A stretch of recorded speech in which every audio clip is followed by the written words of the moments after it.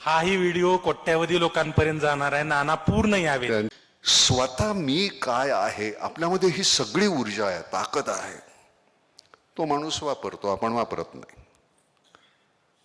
मग तो चंद्रकांत पॅटर्न होतो. पॅटर्न काय, पॅटर्न म्हणजे काय, आमचा सुद्धा मारामारीचा तो पॅटर्नच आहे ना. असं मारायचं, मग असं मारायचं, सगळे पॅटर्न. हा पॅटर्न तुझा लोकहितासाठी तू वापरतोयस. आणि मीच खरं सांगतो, हे अभ्यासक्रमाला लावलं पाहिजे पुस्तक. आणि हे मी तुला वाचल्यानंतर सुद्धा बोललो होतो की हे अभ्यासक्रमाला लागलं पाहिजे. एक माणूस शून्यातून काय सुरू करू शकतो, आणि हे आपण सगळे करू शकतोय. बरं, आपल्या सगळ्यांना ही ताकद आहे. सर्वात मोठे नायक जर कोण असतील तर ते आहेत नाना पाटेकर. आणि त्यांची प्रस्तावना ह्या पुस्तकाला घ्यायची म्हणून नानांना विनंती करायला गेलो. नानांनी ते मान्य केलं. पुस्तक ठेवून घेतलं. 6 महिने झाले. नानांना व्यस्त शेड्यूल म्हणून वाचायला वेळ मिळाला नाही. एक दिवस वाचला आणि फोन केला, चंद्रकांत हे सगळं वाचलं पण खरं नाही वाटत, असं नाही होऊ शकत. ते म्हणाले की मी प्रस्तावना लिहीन पण गाव पाहिल्यानंतर लिहीन. नाना आपण गावाला आलात, निढळ आमच्या घरात राहिलात. सकाळी म्हणजे 7 वाजल्यापासून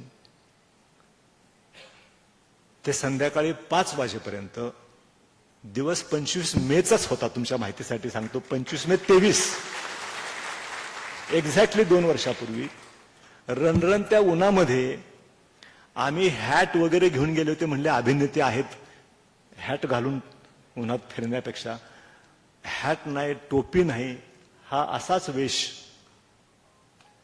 गावभर फिरत होते. गल्ल्याबळ्या बाया बापड्या म्हाताऱ्या कोताऱ्या सगळ्यांना मिठ्या मारल्या तुम्ही तिथं. आजही लोक विसरत नाहीत ते.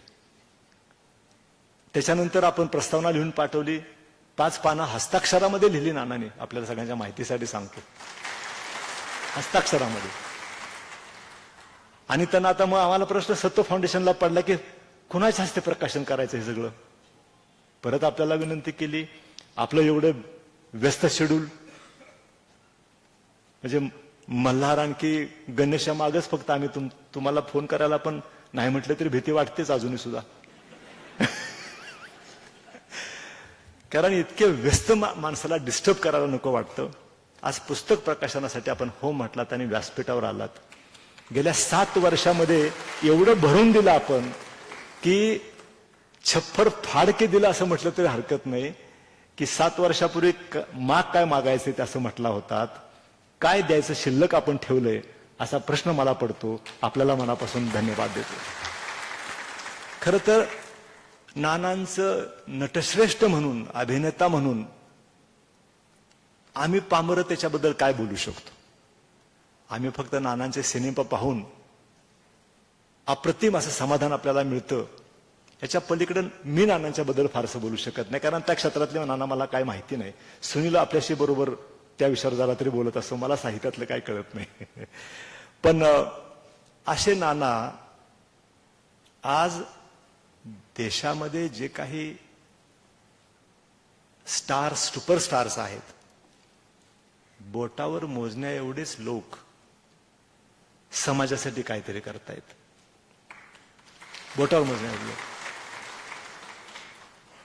नाना इतका मोठा नटच नाही खरं तर माझ्या दृष्टिकोनातून. परंतु ज्या पद्धतीनं 2013 मध्ये नाना आपल्याला आठवत असेल, नाम फाउंडेशनची स्थापना करण्याचं आपण ठरलं, स्थापना पण केली. आणि आपल्याला इन्कम टॅक्स डिपार्टमेंटमध्ये ATGचं सर्टिफिकेट पाहिजे होतं.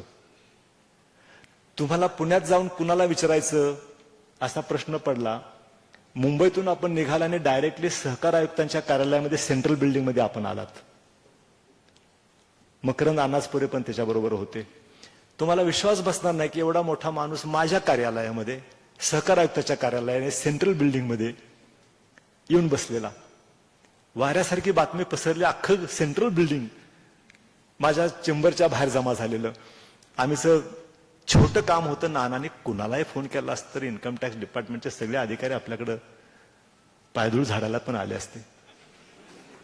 पण तुम्ही माझ्या ऑफिसमध्ये आला आणि मला सांगितलं की त्या इन्कम टॅक्सच्या अधिकाऱ्याशी बोल म्हणून, आणि त्याच्यानंतर आपल्याला एटीजीचं सर्टिफिकेट. मला 13 सालापासून नाम फाउंडेशन, गेले 11 वर्ष पायाला भिंगरी बांधल्यासारखा हा मनुष्य देशभर फिरतो आहे नाम फाउंडेशनच्या कामासाठी. किती लोकांना माहिती आहे आपल्याला.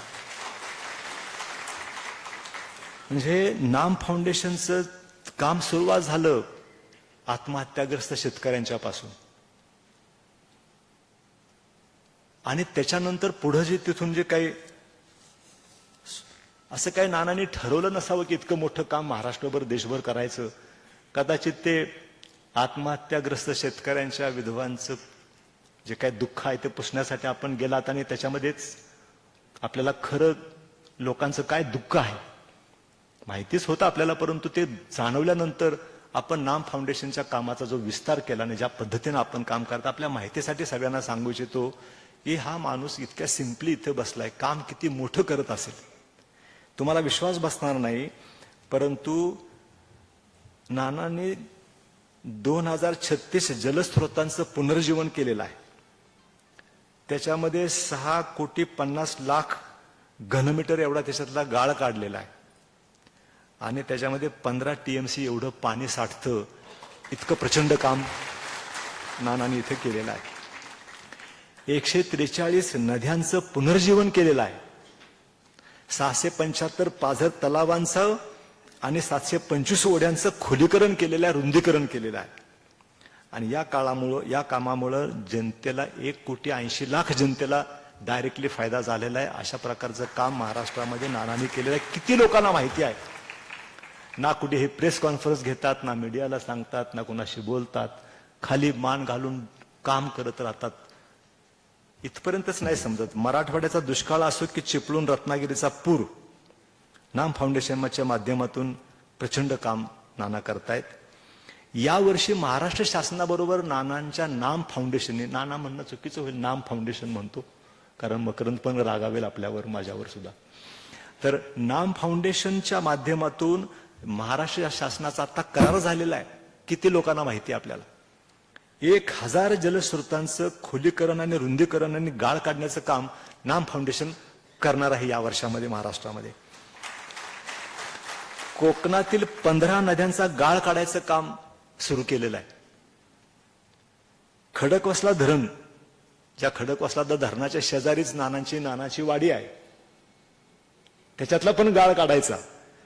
जायकवाडी धरण, पूर्णा प्रकल्प इत्यादी धरणांच्या 1000 किलोमीटर लांबीचा जो कॅनॉल आहे, कॅनॉल्स सगळे जुन्या काळातले कॅनॉल गाळानं भरलेले आहेत. ह्या 1000 किलोमीटर लांबीच्या कॅनॉलचा गाळ काढायचं काम नानांचं नाम फाउंडेशन करत आहे. किती लोकांना माहिती आहे. राज्याबाहेर पण नाना काम करतायत. म्हणजे लेह लडाखमध्ये 15 वॉटर TM सुरू केलेले आहेत, वॉटर ATM सुरू केलेले आहेत. जम्मू काश्मीरच्या बारामुल्ला आणि उरी जिल्ह्यामध्ये 27 शासकीय शाळांचे दुरुस्तीचं काम नाना करतायत. चालू आहे आता काम तिथे. 14 शाळांची स्वच्छतागृह बांधून देत आहेत. बारामुल्ला येथे युवकांसाठी सुसज्ज कम्प्युटर लॅब उभी केलेली आहे, आणि तिथल्या मिलिटरी अधिकाऱ्यांच्या बरोबर टायअप करून त्यांचं प्रशिक्षण तिथं नानाने सुरू केलं आहे. मध्य प्रदेशामध्ये नाम फाउंडेशनच्या विद्यमाने पेंच व्याघ्र प्रकल्पामध्ये युवकांच्यासाठी कम्प्युटर लॅब सुरू केलेली आहे. छत्तीसगड राज्यामध्ये दंतेवाडा तर फेमस आहे, आपल्याला कल्पना आहे. दंतेवाडा जिल्ह्यामध्ये प्रशासन आणि नाम फाउंडेशन मिळून जलजागृतीचं काम करतायत. झारखंड जिल्ह्यातील जमशेदपूरमध्ये अतिदुर्गम 15 गावामध्ये टाटा मोटर्स आणि नाम फाउंडेशन मिळून तलावांची निर्मिती करतायत. राजस्थानमध्ये लोकसहभागामधून नाम फाउंडेशन जलसंधारण आणि जलशुद्धीकरणाचं काम करतायत. आंध्र प्रदेशामधल्या प्रकाशम जिल्ह्यामधील 2 गावामध्ये केटी बंधारे बांधण्याचं काम करतायत. आणि नाम फाउंडेशन NDRF सगळ्याला आपल्याला माहिती आहे, NDRF या संस्थेला दिलेल्या किचन व्हॅन्समधून आज आसाम, बिहार, गुजरात आणि उत्तराखंडमध्ये सेवा देत आहेत. म्हणजे जम्मू काश्मीर पासून ते कन्याकुमारी पर्यंत आणि ईस्ट टू वेस्ट पर्यंत सगळीकडे नानांच्या नाम फाउंडेशनचं इतक्या मोठ्या प्रमाणावर काम चालू आहे. आणि हा माणूस किती साधेपणानं आपल्या बरोबर इथं बोलतो, बसतो, उठतो. मला वाटतं आपण सगळ्यांनी म्हणून नानांना नमस्कारच केला पाहिजे त्या बाबतीमध्ये.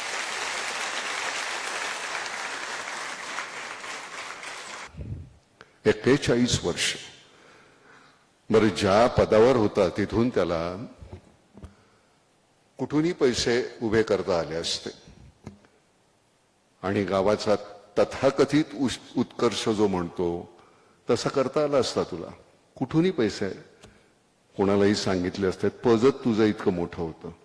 पण तसं न करता अशी मंडळी जमा करायची की जी गावातून गेलेली आहेत बाहेर, त्यांना गावाची ओढ असायला पाहिजे. तुम्ही 100 रुपये द्या, 50 रुपये द्या, 10 रुपये द्या, त्या पैशातून तो उत्कर्ष साधणं, ती खरी गंमत आहे. बरं, तुम्हाला मला नेहमीच असं वाटतं की सामूहिक पद्धतीनं केल्यानंतर मी केवळ मी राहत नाही, माझ्याबरोबर सगळ्या जाती धर्माची लोक एकत्र येतात. आपण फक्त गावाचं पाणी, आरोग्य, शाळा याच्याबद्दल बोलतोय, तसं नाहीये चंद्रकांत. त्याच्या पलीकडचं काम तू कुठलं केलेलं आहेस?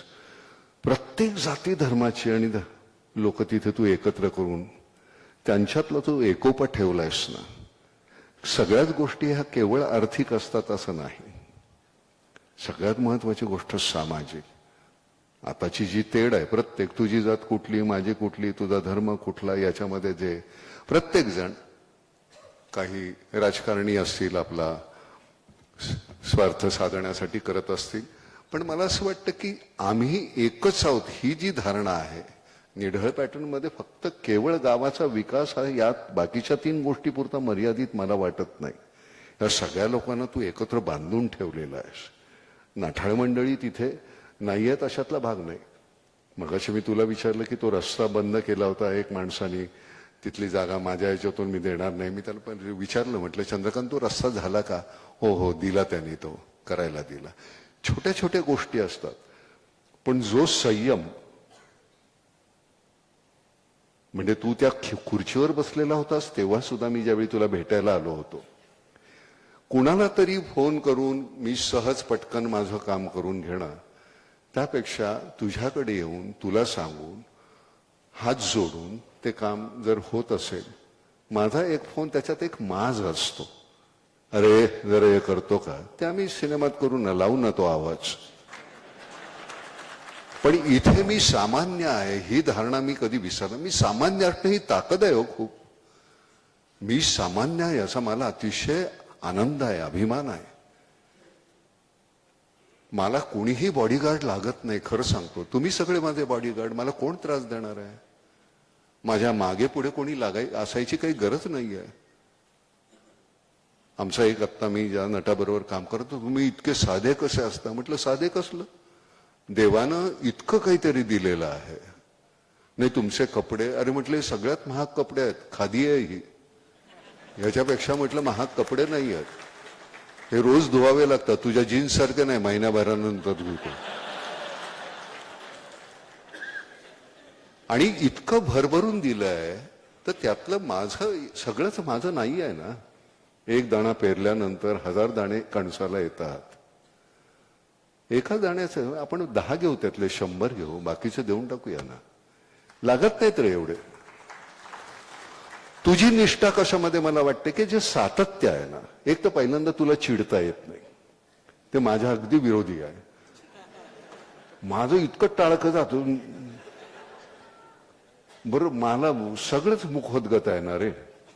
बरं ते सगळ्या सार्वजनिक ठिकाणी वापरलं की तो मग गुन्हा आहे. आणि अनावधानानं आणि त्यात सगळ्या ह्याच्यातून ते वापरलं जातं. काही वेळ हाणतो सुद्धा मी, आणि मग नंतर मग ते माफी मागावी लागते, आणि मी मागतो सुद्धा. पण हे असं तुझं निढळचं जे काम करत असताना तू जो संयम बाळगलेला आहेस, समविचारी लोक तुझी जमा केलेली आहेस, त्याच्यानंतर इतकं 41 वर्ष, एक आयुष्य गेलं की रे, जवळजवळ पाऊण आयुष्य गेलं. आत्ता मी यांना म्हणताना मग कशी म्हटलं की गावामध्ये हॉटेल्स येता कामा नयेत. गावामध्ये कसं तिथेच माझ्या बाजूला, माझ्या घराच्या बाजूला एखाद दोन खोल्या बांधायच्या. गावात कोणी आला प्रत्येकाने एका खोलीची, 2 खोल्यांची आपली जशी जागा असेल तशी सोय करावी आणि तिथे त्यांनी राहावं, आपल्या घरातला म्हणून राहावं. जाताना त्यांनी काय जे तुम्हाला माझ्या मजदुराप्रमाणे मी तुम्हाला ते पैसे देईन किंवा तुम्ही सांगाल ते घरचं अन्न आहे. तुम्ही मगाशी म्हटलात 5 स्टार पेक्षा छान. अरे 5 स्टार घरच्या आई बाकीच्या सगळे इन्ग्रेडियंट्स तुमचे सगळ्याच वस्तू टाकते ना हॉटेलमधल्या असतं, पण ती प्रेम टाकते ते नाही ना हॉटेलमध्ये मिळत. ते कुठून आणणार तुम्ही? बाकी सगळं टाकलं. वडापाव मध्ये तुम्ही आपली गाडीवरचा सगळा घेतला, पण आई करते तो आहा. मग आपण तो जरा तर त्यामुळे ती जी निष्ठेनं तू ते करत राहिलास सातत्यानं, त्याच्यात तुझं जे प्रेम होतं तुझ्या मुलावर, तुझ्या घरच्यांवर, तुझ्या आई वडिलांवर जितकं प्रेम केलंस तितकंच त्या सभोवताला सगळ्याच ह्याच्यावर केलंस तू. त्यामुळे ही सगळी मंडळी जी आली आहेत ही उगाच नाही आलेली. 2 वाजून गेलेले आहेत, 2:30 वाजले, भुकेलेली आहेत सगळी, पण तरी सुद्धा ती येतात ती त्या प्रेमापोटी आणि याची नाही किंमत करतायत. प्रत्येकाचं समृद्धीची व्याख्या, मगाशी मी म्हटलं ना, समृद्धीची व्याख्या प्रत्येकाची वेगळी आहे.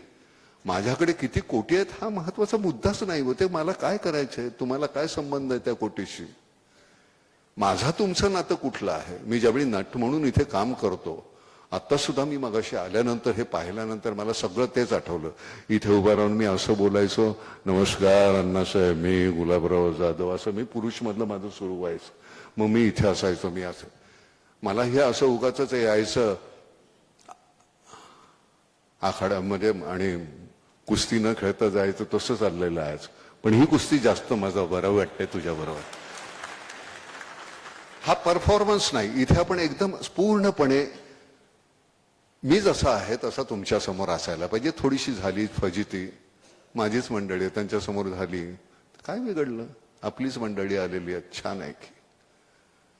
कौतुक समारंभ करत असताना मला नेहमीच असं वाटतं, बरं मगाशी तू माझं इतकं कौतुक केलंस तिथे, नाना नाना नाना नाना हा नाही आहे, मकरंद आहे.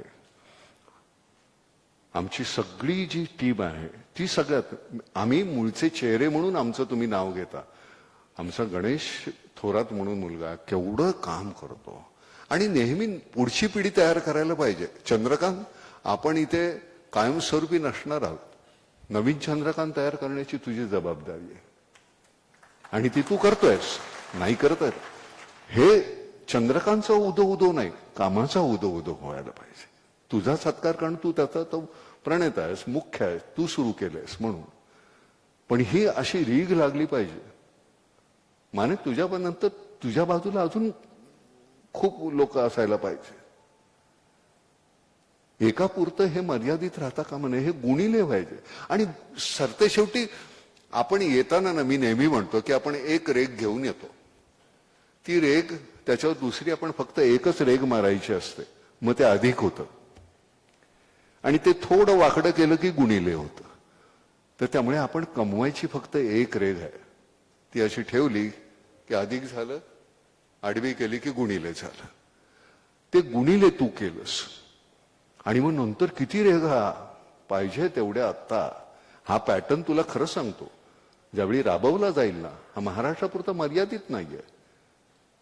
आम्ही गावाखेड्यामध्ये जातो म्हणजे आम्ही काही उपकार करत नाही. मी तर अतिशय स्वार्थी माणूस आहे, मला तिथली सुखदुःख पाहायची असतात. नट म्हणून ज्यावेळी मी इथून काम करत असतो त्यावेळी मला वेगवेगळी सुख आणि वेगवेगळी दुःख तुम्हाला दाखवायची आहेत, वेगवेगळ्या भूमिकेद्वारे. आणि त्याच्यासाठी मला ती गोळा करायला पाहिजे रे, मला जायला पाहिजे. हा वेगळा, हा वेगळा, हा वेगळा, प्रत्येक जण वेगळा. ते वेगळेपण मला माझ्या इथल्या भूमिकामधून दाखवायला पाहिजे. सतत सातत्यानं तुम्हाला नवीन दुःखांचा शोध घ्यायला पाहिजे. ती दुःख तू शोधलीस, ती दुःख निवारण करण्याचा प्रयत्न केलास आणि मग ते निढळ होतं त्याचं. बरं, ते निढळ पुरतं मर्यादित राहत नाही. मग तुला अजून गावं पाहिजेत, मग अजून 30 गावं, मग ती तुझ्याकडे उरतात सगळ्या त्या निकषामधून. मग ती 15 उरली, मग त्यातले कोणतरी येतात, ते सांगतात नाही आमचं गाव असं झालेलं आहे आणि अशा पद्धतीनं चाललेलं आहे. केवढा आनंद आहे रे. गावातल्या कुठल्या मुलाचं आपलं अपत्यच पहिलं आलं पाहिजे असं नाही. सगळीच जर माझीच अपत्य वाटायला लागली मला, माझी मुलं आहेत, तुझं काय केलं? तू 4 भिंती पुरतं तुझं कुटुंब मर्यादित ठेवलं नाहीस. तुझं कुटुंब तू भिंती पाडल्यास आणि सगळंच गाव तुझं कुटुंब केलंस. त्यामुळे हा सगळा प्रकार झालेला आहे. ती भिंती पाडण्याची आपल्यामध्ये प्रत्येकामध्ये कुवत आहे, पण आपण ते करत नाही आहोत. आपण आपल्यापुरते मर्यादित राहतोय, तेवढा जरा गोंधळ आहे. तो नाही, प्रत्येकाला शक्य आहे. आमच्या कुठल्या तरी एखाद्या बेसावत क्षणी नाम फाउंडेशनची सुरुवात झालेली. तो क्षण बेसावधच होता. आम्ही सगळ्याच गोष्टी करतो. आम्हाला व्यसनं नाही आहेत का? आम्हालाही व्यसनं आहेत. आम्हालाही सगळ्या गोष्टी आम्ही करत असतो. पण त्यातून जर का एखाद्या क्षणी तुम्हाला ती गोष्ट दिसत असेल की अरे बापरे, ही विसंगती समाजामध्ये आहे, ती मला दूर करता येईल का, असा मनात नुसता विचार येणं सुद्धा खूप आहे. आणि तो चुकून कुठेतरी आला अनवधानानं आणि त्यातून नाम फाउंडेशन सुरू झालं. मकरंद सारखा अतिशय सेन्सिटिव्ह माणूस, तो मूळचा मराठवाड्यातला. त्यामुळे हे सतत का. आणि आता गंमत अशी आहे, मगाशी तुम्ही सांगितलं महाराष्ट्र गव्हर्नमेंटचं आपल्याबरोबर MOU झालेलं आहे आणि टाटा मोटर्स.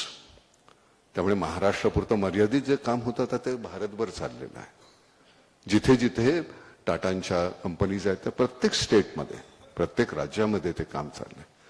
गंमत येते, मस्त वाटतं. आता काश्मीरला गेल्यानंतर इथं झब्बाणी लंगा घालून हुडहुडी भरली रे पहिल्यांदा. मी तुला खरं सांगतो, गोंधळ. नंतर मग कापडं तिथं घेतली विकत. म्हणजे नागपूरला गेलेला असताना सुद्धा किंवा दिल्लीला गेलेला असताना मग गडकरी साहेबांनी त्यांचा कोट दिला मला. तो घाल दिला नाही मी, परत ठेवलाय माझ्याकडे. पण ही गंमत कशी, आपल्याला आपला वेश असा परदेशी गेल्यानंतर सुद्धा मला हे कम्फर्टेबल वाटतं. मी याच्यामध्ये अतिशय छान आहे, बरं वाटतं मला. आणि माझे आई वडील हे असेच गावरान, माझ्या वडिलांचा असाच ड्रेस कुठला तरी. मला कुठेतरी माझ्याच वडिलांबरोबर मी चालत असल्यासारखं वाटतं, बरं वाटतं मला, आनंद आहे काय. आणि मला सतत तुम्हाला खरं सांगतो की मला माझ्यापेक्षा वडील असलेले म्हणजे मी माझ्या आई वडिलांना सगळ्या वृद्ध मंडळींमध्ये मी माझे आई वडील शोधत असतो. त्यामुळे अगदी अतिशय ताठर असलेला मी, अशी कोणी वयोवृद्ध दिसले की मी पटकन वागतो. मला माहिती नाही, मला पटकन माझी आई दिसते, माझे वडील दिसतात. आणि मला असं वाटतं हे संस्कार जे आहेत ना ते आपले गावातले कुठेतरी, ते तिथलेच. शहरामध्ये तुम्ही खरंच राहू नका हो. शहरामध्ये श्वास घेता येत नाही. मी सगळं सोडून मी आता गावात गेलेलो आहे कुठेतरी. आमच्या तिथे डोंडजाला राहतोय मी, शिवमोगाच्या पायथ्याला. शहरामध्ये ज्यावेळी तुम्ही 10 श्वास घेता तिथं एक घेतलेला पुरतो. इतकं प्रदूषण आहे, इतकं काय नको वाटतं. आणि सरते शेवटी काय स्क्वेअर फीट मध्ये राहतो हो आपण. एवढे एवढे एवढे एवढे आम्ही तिथं, मी नेहमी म्हणतो की आमच्याकडे भिंती नाहीत, आमच्याकडे डोंगर आहे. इकडे डोंगर, इकडे डोंगर, इकडे डोंगर, मध्ये आम्ही राहतो.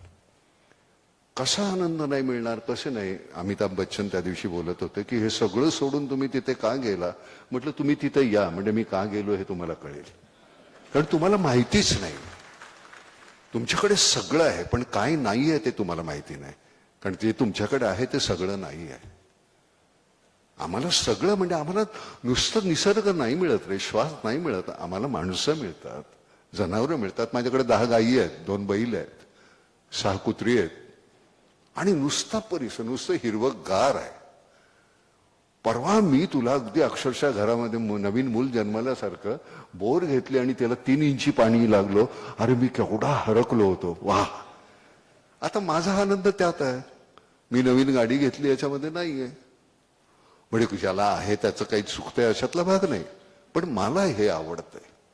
मला कोणतरी मध्ये रस्त्यामध्ये भांडणं चालली असते तर मी गाडी थांबवतो, उतरतो. काय चाललंय रे, कशा बाई वाटतंय, काय होतं विचारतो, हानू का धरून चल.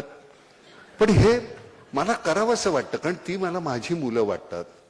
ते सगळं माझं वाटतं. माझ्या परिसरामध्ये असं का चाललंय हे सतत मला वाटणं. एक तर मुळामध्ये मी अतिशय वांड वृत्ती होती लहानपणी, होती म्हणजे आहे, तर ती गेली नाही, ती राहिली. तो वांडपणा चॅनलाइज झाला म्हणून तू चंद्रकांत झालास.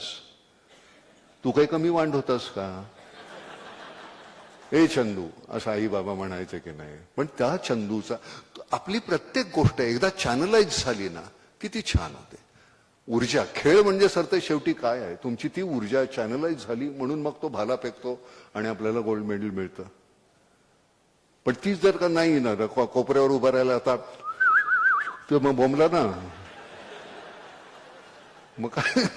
हा, आमचा ते बस्त्याव म्हणून आमचे एक ख्रिश्चन होते, आमच्या वडिलांचे मित्र.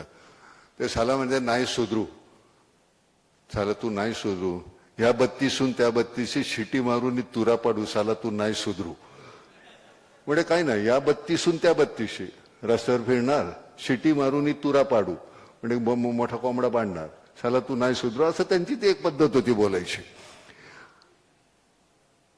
रस्त्यावर ना जात असताना तुम्ही नुसतं एक, माझी बहीण जात असेल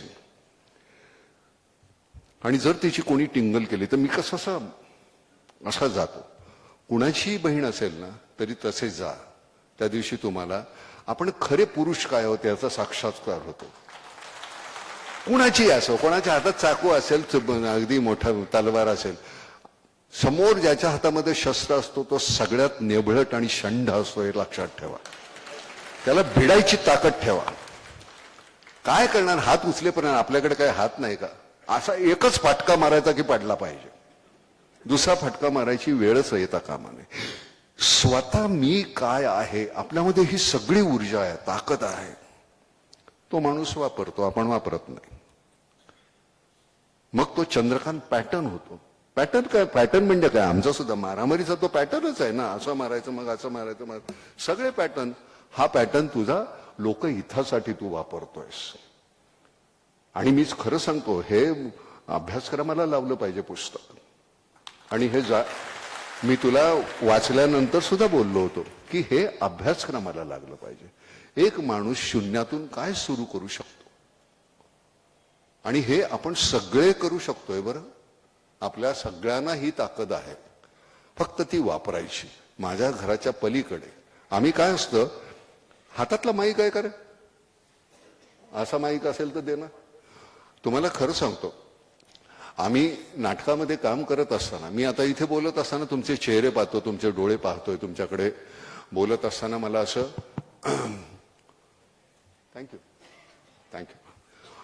तर असं बोलत असताना मला तुमच्याकडे पाहता येतं, बोलता येतं. मी नाना आहे, पण आता इथे बोलत असताना जरा व्हॉल्यूम दे रे.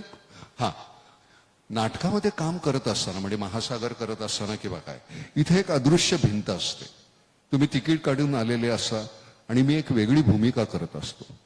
ज्यावेळी नट म्हणून मला ही भिंत पाडता येते आणि तुमच्यापर्यंत पोहोचता येतं, त्यावेळी तुम्ही म्हणता, अरे किती छान काम केलं. प्रत्येक नटामध्ये किंवा प्रत्येक वक्त्यामध्ये इथे आपण ज्यावेळी बोलत असताना ते तुमची ही जी भिंत आहे ती काढून टाकायची. म्हणजे मी आता आर्मीच्या ह्याच्यामध्ये गेलेलो असताना मी इथे बसतो, मी तिथे बसत नाही, आय लेवलवर बसायचं आणि तुमच्याशी बोलायचं. त्यांना ते छान, एक तर माझी ती खुर्ची आहे ती पहिले मायनस होते, ते गेल्यानंतर मी इथून पटकन कनेक्ट होतो आणि मग सगळे छान. मग मध्ये मी उतरतो, मी ह्याच्यामधून जातो, मग त्यांच्याशी मी बोलत जातो. दुसरा एक माईक माझ्या हातात घेतो, तुम्हाला काही प्रश्न विचारायचा का, कारण मी सर्वज्ञ नाही आहो, मला काही सगळं कळतं अशातला भाग नाही. कदाचित तुमच्या प्रश्नामधून माझ्या उणीवा मला कळतील आणि हे शोधत बसायचं. आपण परिपूर्ण कधीच होऊ शकत नाही. माझ्यातल्या उणीवा मी फक्त कमी करण्यासाठी प्रयत्न करायचा. तू त्या पूर्ण काढून टाकल्यास आणि अजून त्याच्या पलीकडे काय करू शकतोस ते करतोयस. आणि हे प्रत्येकाने नुसतं लिहायचं आणि पुस्तक लिहिलं म्हणजे तुझं काम संपलं नाही. तुला ह्यातून काय घेता असेल तेही करतो. तू म्हणत असताना मगाशी ज्यावेळी सांगत होतास की तुला बोलता येत नव्हतं, तू इतका भारावल्यासारखा बोलत होतास, ते सगळ्यात चांगलं भाषण आहे. त्यांना काय वाटेल किंवा मला काय वाटेल किंवा कोणाला, तुला जे लहान मुलासारखं असावं रे, छान सुंदर फर्स्ट क्लास. कोण काय बोलतो याचा जर विचार करत राहिलो ना, जगणं कठीण आहे.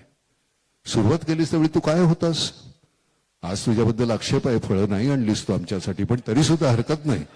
तो म्हटला मी बँगलोरहून आलोय, त्यामुळे मी, पहिला प्रश्न तू कसा आहेस हा सुद्धा नाही मी विचारला, अरे फळं काय आणली आहेस का तू. आपण खरंच एकमेकांना खूप काही देऊ शकतो, आपण ते देत राहिलं पाहिजे. आणि ही देण्या घेण्याची जी वृत्ती होती 16व्या शतकातलं तू उदाहरण दिलंस, 16व्या शतकामध्ये आम्ही इतके प्रगल्भ होतो, आज का नाही आहेत? कारण आमची वृत्ती संकुचित झाली. त्या संकुचित वृत्तीला कुठेतरी अशी फोडून टाकलं त्यांनी आणि त्याच्या पलीकडे कुठेतरी जाऊन मग तो चंद्रकांत दळवी झाला. तर हे असं आपण प्रत्येक जण दळवी होण्याचा प्रयत्न करूया. आपल्या प्रत्येकामध्ये एक दळवी दडलाय, त्याला जरा मोठा करूया. आणि चंद्रकांत, आपण आता वेगवेगळे काम करतोय. आपण जर का काय करे चालू आपण जर का नाम फाउंडेशन माध्यमातून गावाची ही वॉटर कन्झर्वेशनची जी कामं आहेत ती आमच्यावर सोपवू, ती आपण करूया. त्यातून लोकसहभाग जो आहे, आपण आता महाराष्ट्र गव्हर्नमेंट ते सगळं देत आहे, तर त्यामुळे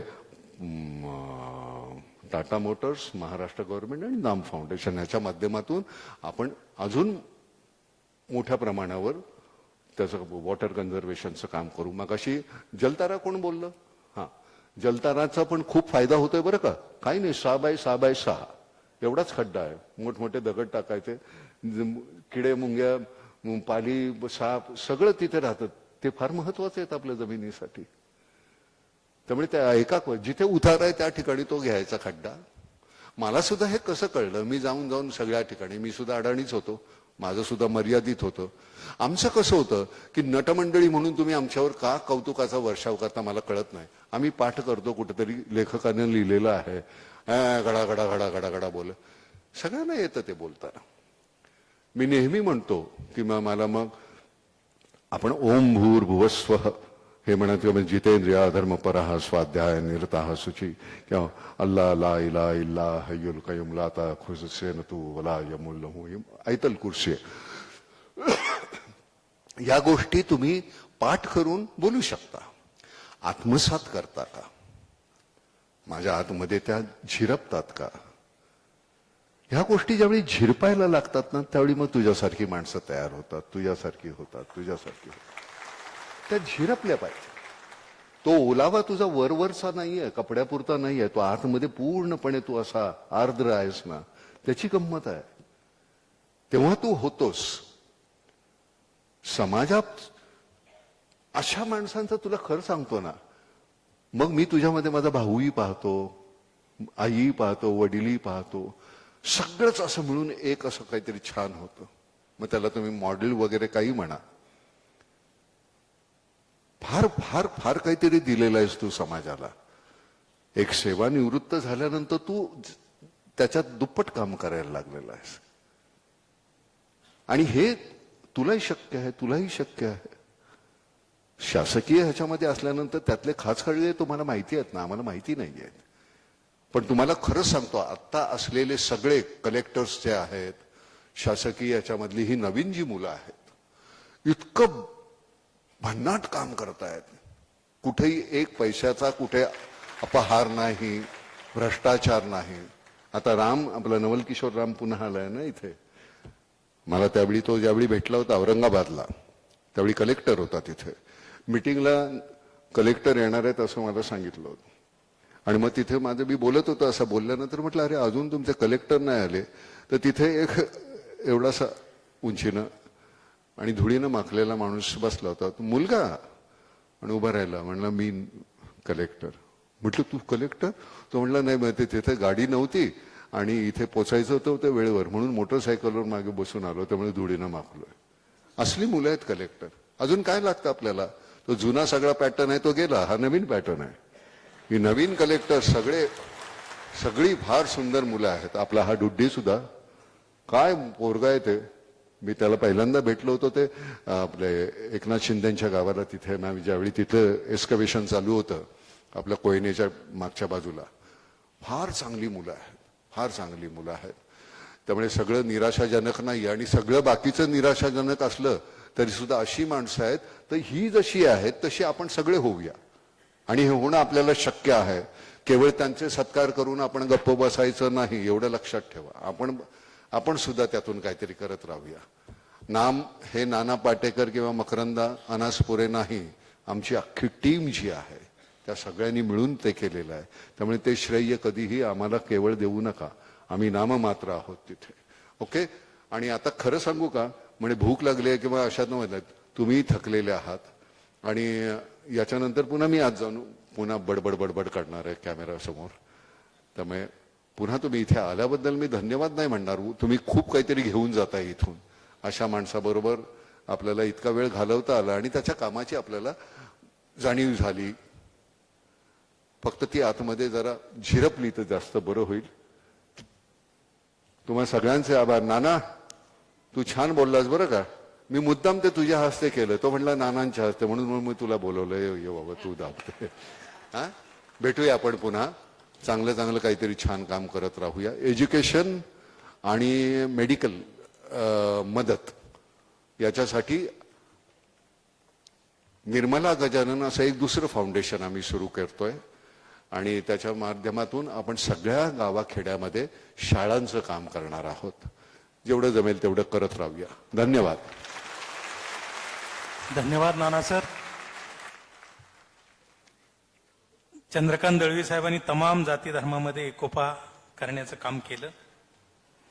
खरं तर अनेक ठिकाणी चित्रपटातला आवाज लावला जाऊ शकतो, परंतु सिनेमातला आवाज लावून या कार्यक्रमात चालणार नाही असं आपण म्हणालात. चंद्रकांत दळवींच्या मध्ये पराकोटीचा संयम आहे. त्यांनी माणसांचा गुणाकार केला असंही आपण आवर्जून सांगितलं. खरं तर इथं आल्यानंतर आपण म्हणालात की आखाड्यात येऊन कुस्ती न खेळता जाणं बरोबर नाही, परंतु आता एकदा हिंद केसरी झाल्यानंतर किती दिवस या आखाड्यात खेळायची इच्छा असणार. खरं तर नाना, आपल्याला सांगायचं म्हणजे आपलं भाषण हा वडिलांच्या बरोबर असलेला संवाद, वडिलांच्या बरोबर असलेलं चालणं बोलणं हेच आम्हाला वाटतं. आपण असंच आम्हाला कायम मार्गदर्शन करत राहावं अशी आपल्याला विनंती आहे. तुझ्यासारखी मुलं आहेत याचा अभिमान मलाही वाटतो. खरंच डेप्युटी कलेक्टर झालेत बरं का आता. हा, धन्यवाद सर. छान छान, अभिनंदन.